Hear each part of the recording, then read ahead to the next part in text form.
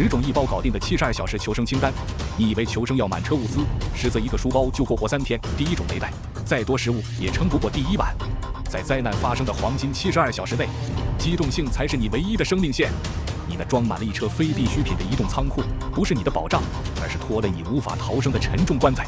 本期世界探索站为你独家揭秘10种一包搞定的72小时求生清单，来一场求生装备的终极精简。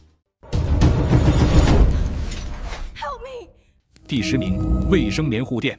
卫生棉是无菌包装的，它的吸水性极强，体积又大，在遭遇大面积创伤时，直接把它按在伤口上，就是最高效、最干净的加压止血带。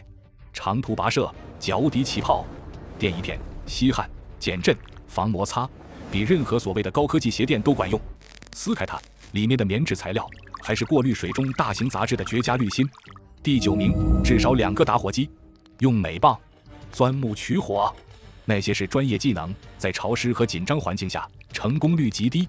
一个全新的质量好的打火机可以点火3000次，它的结构简单到极致，几乎不会坏。为什么要带2个？因为冗余备份是生存的第一法则。把它们分别放在不同的防水的地方，比如一个放口袋，一个用保鲜膜缠好放在背包深处，这样即使你掉进水里，也总有一个能用。第8名，一条百变魔术头巾。别带笨重的毛巾了，一条头巾可以是防尘防烟口罩，是过滤杂质的滤水布，是包扎伤口、固定骨折的脚巾，是信号旗，是遮阳帽，是擦汗巾，一块几10克的布，能在10几个不同的场景下救你的命。这是生存装备轻量化和多功能化的精髓。第7名，一小瓶净水片。你不可能背着几百斤水逃生，你必须拥有就地取水的能力。轻量化和高效杀菌，一小瓶只有几10克的净水片，可以处理50升甚至100升的浑浊水源，它能杀死水中绝大多数的细菌和病毒。相比于又大又重的过滤器，净水片是黄金72小时内性价比最高的净水方案，它让你看到任何水源都等于看到了希望。第6名，6根高能蛋白棒。忘掉那些需要煮的泡面和米，在最初的72小时，你根本没时间、没条件生火做饭。一根高能蛋白棒不仅提供了碳水和脂肪，更重要的是蛋白质，能最大限度地减缓你身体在高压下的肌肉分解。为什么是6根？按每天2根的最低标准，早晚各1根，维持基础代谢和行动能力。它不是为了让你吃饱，而是为了让你活着并保持思考。第5名，一个高频求生哨。在废墟下，在深山里，靠喊救命，不出半小时，你的嗓子就哑了。一个好的求生哨吹出来的声音频率极高，穿透力极强，能传到几公里外，而且吹哨子消耗的体力只有喊叫的1/10不到。把它挂在你的脖子上，而不是放在包里。当你被困住无法动弹时，它就是你与外界沟通的唯一桥梁。第4名，一个装满资料的 U 盘。在这个小小的 U 盘里，提前下载好离线地图、急救手册、野外生存指南、植物图鉴，以及你所有家人朋友的联系方式和照片。当网络消失，手机没信号时，这个 U 盘就是你的维基百科和精神支柱。